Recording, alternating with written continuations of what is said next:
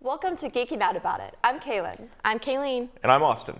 And today we're going to be talking about The Umbrella Academy.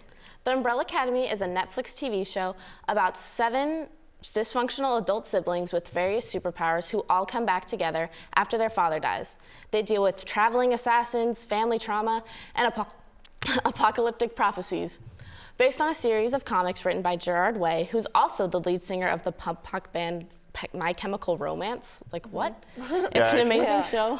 I actually did find that really interesting. We're not just going to blow by that. Yeah. I didn't know until like last week that the creator of the TV series is the same person who created the comic books, who is the same person who is the pop punk, My Chemical Romance lead singer. The lead singer for a band makes a comic book and then makes it into a TV series for Netflix, and it's all the same guy. And I found that crazy.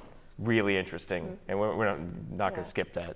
Yeah, I just recently found that out myself. I had no idea. I think it made me like the show like just 5% more. Like like the second time I watched it, just sitting back and being like, yeah, okay, My Chemical Romance. I was like, interesting, but it's so cool. Like he like did the band thing, and then he was like, I'm gonna write a comic book series, and then just It's crazy. Anyway, all right, okay. Well, now we can get back into the show, but I had to stop right there.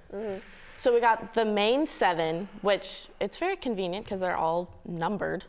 Yeah. So we might as well start with number 1, who is Luther. And actually, if we want to grab the papers, we can show you. Okay. We got Bear Luther. Oh, yeah. Okay.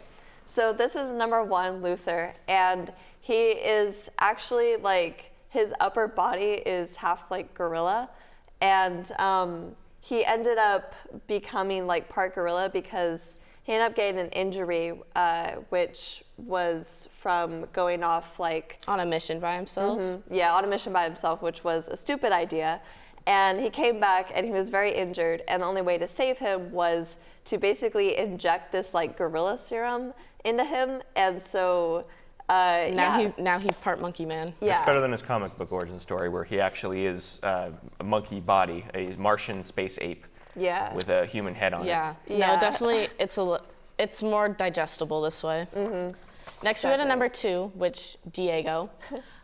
His power is, I guess you could call it accuracy, but basically he can throw anything at like any angle. He mainly uses knives, and he'll like land on target with like almost perfect accuracy every time. Constantly throwing knives. I would call his main superpower brooding, but that's just me. That is very true. Although a lot of the Hargreaves kids have that one. It's very common. So this is number 3, which is Allison, and basically her like superpower is she can go up to anybody and whisper in their ear saying, "I heard a rumor that blah blah blah blah blah," and then whatever she says, that person will actually do. So it's kind of like she can control them. She's a professional gaslighter, basically. Basically, yeah.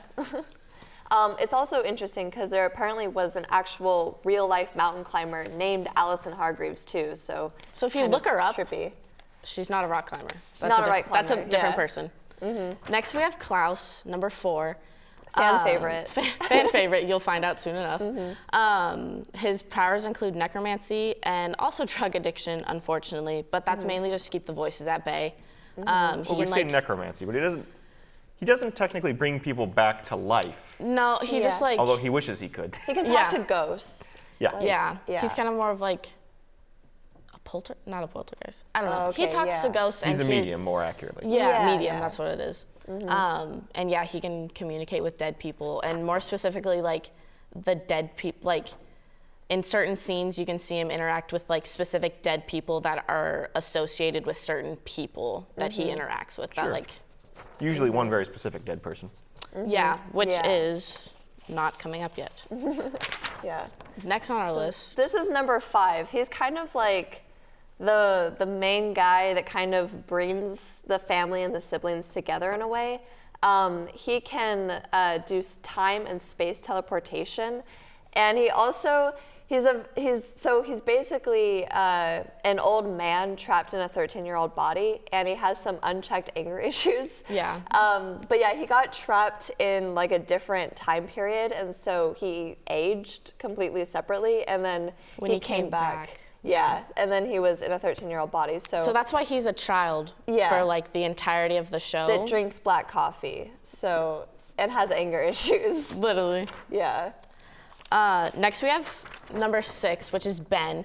Ben died a long time ago, but he still lives as a ghost in Klaus's mind / like, he just like exists next to Klaus all the time, basically, because Klaus is the only one that can communicate with him. But Ben's power is he has like a tentacle octopus that like can come out of him and just like fight and kill everything. Ben is cool, even though he's a ghost. Yeah. And last but not least, we have Vanya, which in season 3 will be called Victor, because we'll get to that. But we'll get to that later. Number 7, and like she has like. She didn't think she had any superpowers because her like dad suppressed them when she was younger, because actually she's even more powerful than basically all of her siblings. So she kind of lived her life ordinary all this time, and she believed that she was ordinary and didn't have any powers. So she always kind of like was like felt excluded from like her family. Yeah, because she couldn't go on missions, and like a lot of the times they'd be like, "You're normal. We don't want to talk to you," and then she'd be like, sad. Yeah. Which, you think it sounds like bad parenting, but I got to step up to defend Reginald Hargreaves, who is their adopted father.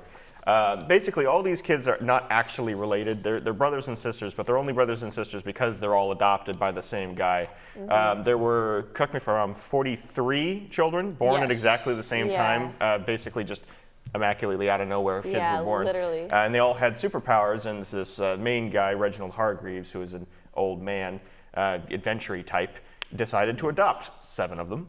And I say adopt, forcibly removed from their homes, 7 of them. Yeah. And he ended up getting in a little over his head because he didn't realize that the 7th one that he got, Vanya, was actually an apocalyptic super weapon trapped in a human body, because she can manipulate reality to basically do whatever she wants. And he's often given a bad rap because, he is not a good father. And I'm not going to say he's a good father, but he also was in a pretty impossible situation when one of your kids will destroy the world if you don't stop them immediately. You kind of have to do something. He either could have killed Vanya, which would have been bad. That's child murder. Not good. Or he could convince Vanya that she had no powers, and therefore she wouldn't ever activate her reality-bending powers and end the world. And that's what the option he went with was. But unfortunately, it drives a wedge between the kids and inevitably leads to the academy breaking up. Now, he does a lot of other bad stuff as well, trying to condition kids into being superheroes. So I'm not trying to say he's a good person, but at least he went for the second worst option. For sure. Yeah. Yeah. And now our next segment it's going to be a fun time. So we've all, once you watch The Umbrella Academy, you can't help but fall in love with the characters. And so we're going to play a little game where we're going to rank the 7 siblings. Yeah. Can we have the floor director bring over the whiteboard, Can we get a whiteboard, please? We got to get like a little butler belt. Yeah. Excellent. Thank you very much. Thank you, floor director. Right. Okay. I'll pivot. So, Okay. all right. We're going to walk over here. Okay. Okay. Bear with us here. So, I don't know. I have to think about this honestly. I think we can start. Okay, we can start with. We'll start from. One. Yeah. We'll start with number 1.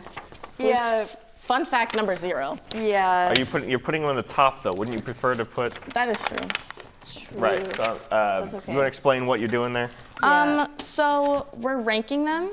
So we have 7 through 1, as in our favorites, not correlated to the numbers. Yes. That However, they you assign. said we're putting number 1 on. They're putting Luther on the board and they're putting him in last. Do you want to explain why you're putting him in last? So my personal reason for adding Luther in last is I think he gets very pouty throughout the season, or throughout the year, or throughout the show, and he's just so he's so I'm trying to please everyone, and then just but at the same time he's pouty about the whole thing.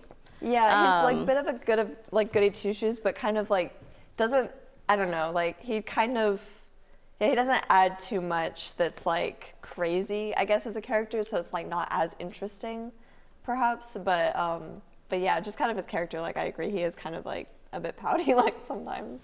Well, sure, but he was, stuck on the moon by himself for a while. Like I feel bad for him, but yeah. I have sympathy for Luther. Yeah. But like, in order to rank, I'm like, I can put Luther in the last spot because. Yeah, fair enough. Okay, so you know how I was defending Reginald Hargreaves just a moment ago? Time to walk back on that just a little bit, because the reason Luther gets trapped on the moon is because of that whole gorilla Monkey thing, where he turns into a big, ape person. Well, Reggie was a little upset about that and a little ashamed of what happened, so he sent him to the moon on a special mission to keep track of the moon because he thought that was involved in the apocalypse. He ended up being right for the wrong reasons, but that means that Luther was stuck on the moon for a long time by himself. Yeah. Okay. I would probably put Ben next just because we don't see a ton of him, even though he has a super awesome power with like the octopus kind of thing, and he is very powerful, but just because we don't get like a ton of him, and so it's not like I have a lot to go off of his character. I don't know if I can agree with him being very powerful. He was pretty powerful because I'm pretty sure there was like a scene somewhere where he like. It's like the one fight scene that he was allowed in as a kid, and then it was like, guys, I don't want to do this, and then he like just like goes to a room and he's like. I mean, I guess so, but your remaining 4 characters. Sorry, you have 5 characters left, but you've got a time-traveling teleporter, a mind controller, a psychic medium. Yeah. I mean, he's not exactly strong. He's got some power, but yeah, it's not crazy. So that's probably what I'd put. And he's dead. Yeah, based off the powers, like I would put him there. My number 6, I'm putting Allison here because Allison was good, and then she's kind of in the bottom 2 with Luther because they also have a weird relationship together, and it's icky, and I don't want to talk about it. But it's not technically incest because they were never related, but at the same time, they were raised to be siblings, so it gets kind of messy. But we'll move on. Number 5. Okay, yeah. I'd probably put Allison, just kind of like similar reasons, but I do think her power is super cool. I think that'd be pretty awesome to go up and just say anything. Like my number 5 is Ben because kind of like similar reasons. I like his commentary with Klaus personally. Yeah, I love their duo relationship for sure. Yeah. Okay. 4. Yes. Yeah. I think Allison's getting a bad rap. I think she's one of the most fun ones. Although, admittedly, she's somewhat the most responsible for what happens in season 1. Yeah. I'd probably put Vanya next because the violin, so she plays the violin, which is super cool. And obviously Vanya has immense power, but again, like kind of like the first season, you don't really see that as much kind of throughout it. And so like Vanya's still kind of new to realizing that she has a ton of power. So I did a switcheroo because I forgot that Vanya was in front and I wasn't looking at her character. Vanya just kind of like, I don't know, she annoyed me for a while. Yeah. And I was like, so I'm switching her and Ben because I like Ben better. Yeah. Fair enough. And then like this is where it gets difficult, but I think we're kind of similar. Yeah, I think we're gonna be really similar here. Diego, I mean, he's pretty awesome. Diego has a special place in my heart. Yeah, he's pretty sick, but again, I feel like you can only do so much, like with throwing knives. He's awesome at it, but it stops about there, I think, with like, what he can do. He's just funny to me. He's like, funny, He's not supposed to be funny, but the way he's just like, I can't believe I'm just number 2 all the time. And like, that makes me laugh. I agree. I like his character and just kind of like what he adds to the whole bunch for sure. Yeah.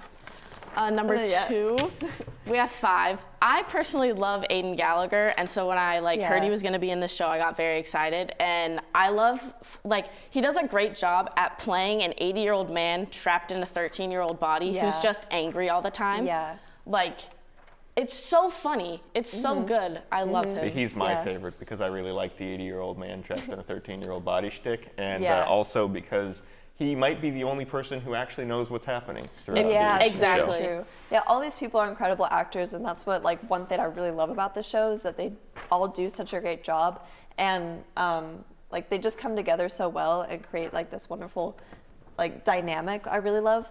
But I think there's definitely something about Aidan Gallagher, like his acting is just, it's top notch. It's really incredible. Like his body language and his voice and inflections. Yeah, and his like so facial spot expressions, on. like Yeah. the way he's like, you He's can always in character. If like you didn't know he was like actually, I think he's like I think he's like 18 or something. Yeah. But like if this was like all canon, I'd be like, yeah, that is an 80-year-old man trapped in a child's body. Exactly. Like if you it didn't makes see, sense. yeah, his like actual like face, but you could see like him moving around and how he acts and talks.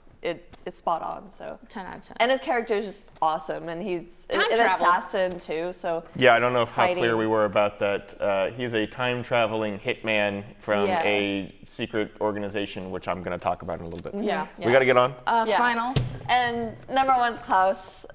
Klaus is amazing. Why would you not like Klaus? I feel like I give like the most of my sympathy to Klaus.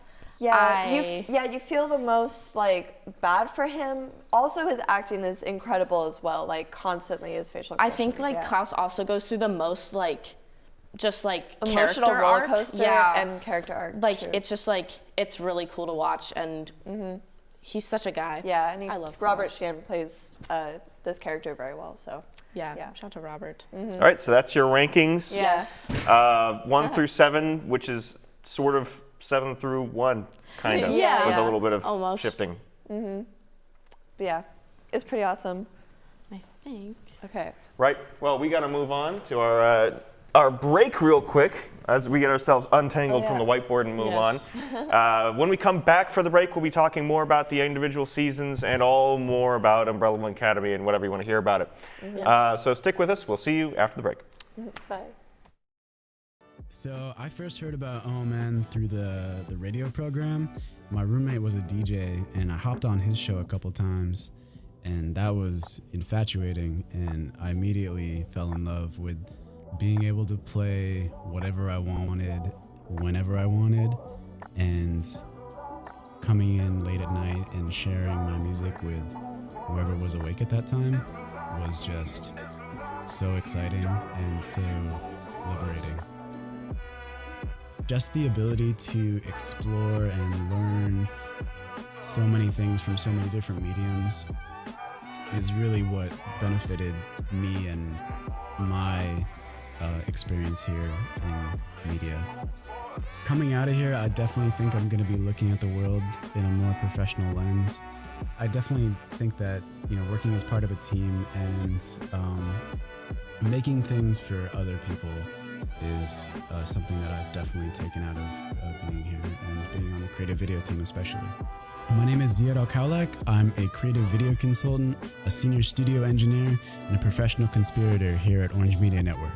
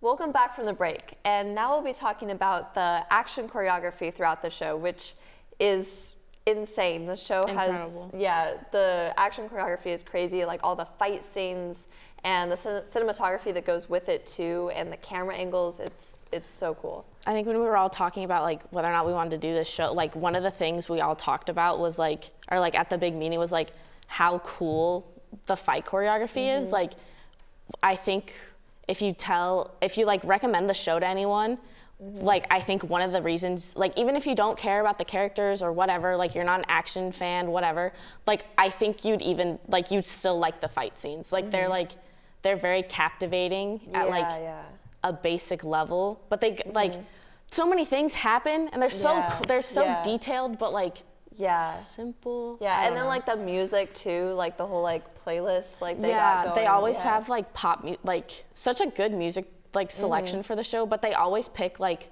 a random pop song that somehow weirdly connects to what's happening in the fight, or like usually on a tempo basis. Usually it's linked only on the melodic line, or the rhythm line usually lines up with the actual action that's happening, which is really well done as far as like it adds to like the choreo, and like it's kind of like it's not like a dance, but it's like that's how it flows. Fighting is like dancing. Yeah. It's been like comedic relief too when you're seeing like these really intense fight scenes, and then you just got kind of like this fun upbeat song. So it's pretty funny.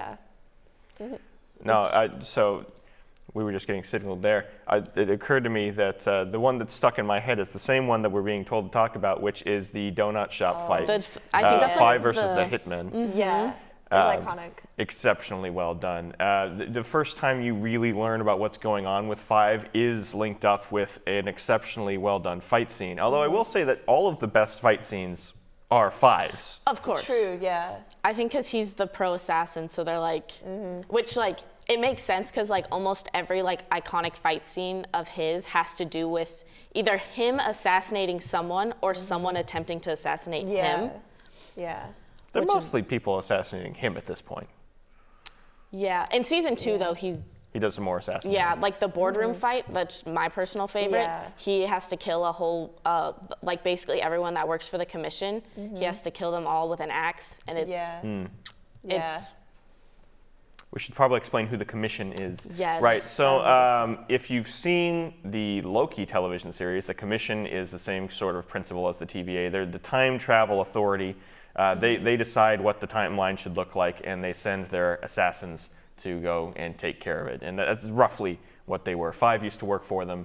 Now he works against them, and he just wants to get his family back. Yeah, he's got his own things to worry about.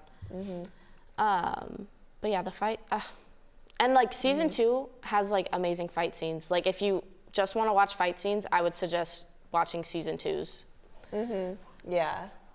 So now we should probably talk about some of kind of more the side characters, I think. Yeah, we'll briefly like mention like a couple of the other side characters that we'll be mentioning, because we're gonna do a season 1 and 2 recap. So just like real briefly, we have Grace, which is Robot Mom. Pogo, the monkey butler. That's the monkey. That's where the monkey serum came from. Yeah. We talked about the commission.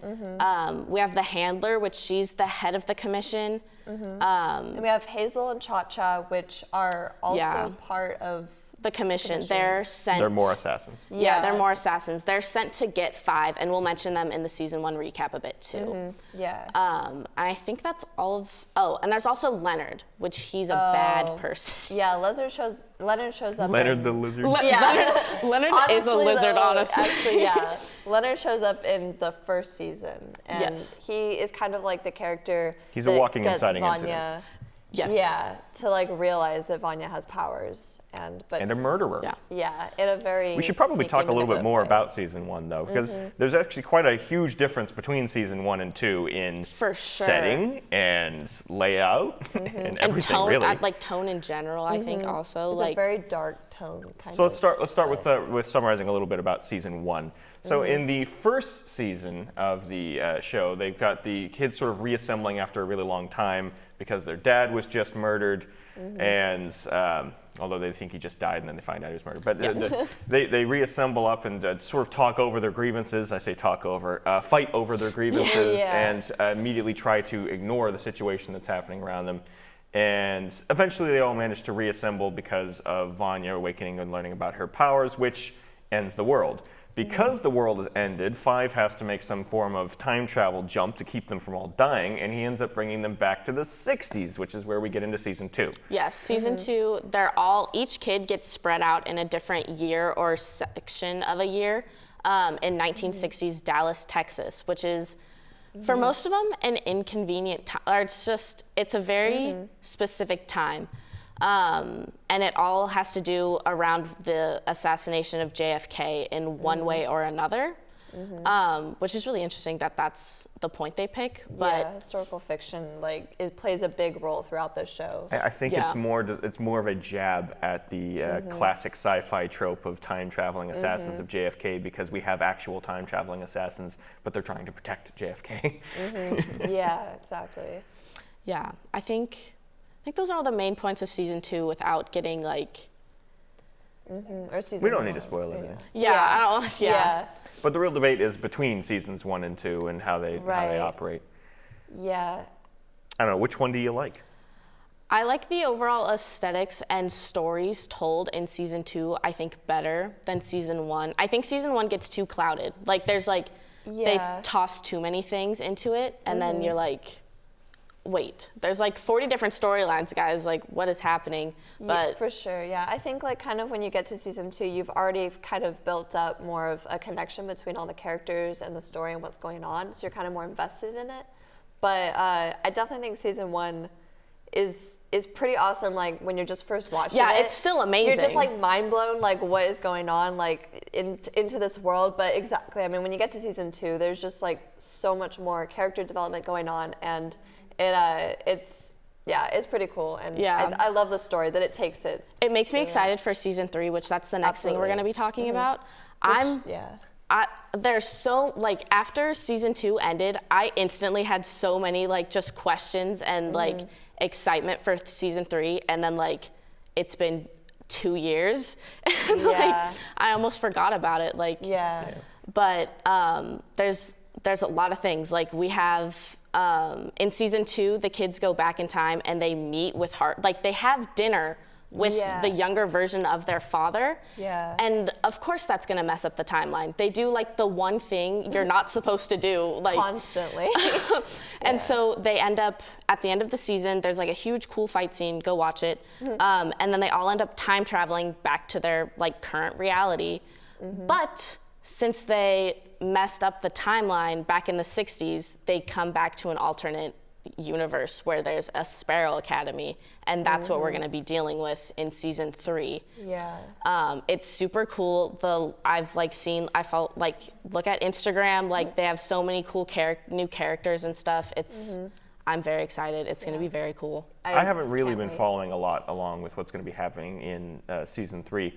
But the one thing I do know about is what we sort of hinted at earlier, which is one of the main characters, who is Vanya, is going to be becoming Victor going forward in season 3, which is actually really interesting because Vanya was played by Ellen Page, who is now Elliot Page, and Elliot Page is now going to be playing Victor.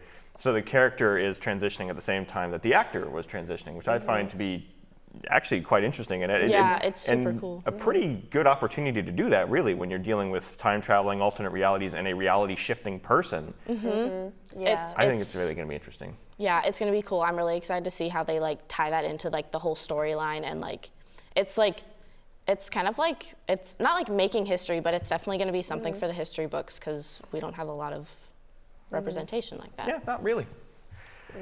Well, anyway, that is all the time we have for tonight's episode. Thank you for sticking with us. It's been one of the first times we've been doing a sort of live episode in a really long time, so I'm actually used a lot more jumbled words than you're probably used to. Thank you. I hope you enjoyed the content, and if you did, please be sure to check out more of what we've done here with Geeking Out About It. We did a whole Winter of Heroes thing last term, and before that, we did a wonderful episode with the Twilight Zone. If you're just going to watch one, check that one out. And if you like what we've done here at KBVR TV, you can check out the other shows like our Amateur Hour or Locals Live, or you can just follow more of us on our social media platforms, such as Instagram, TikTok we have now, Twitter, and Twitch, where some streams are still being done. Or just look at our YouTube channel, where all of this wonderful content is being posted. We hope you enjoyed, and we'll see you next time. Yeah. Thank you. Bye. Bye. Thanks.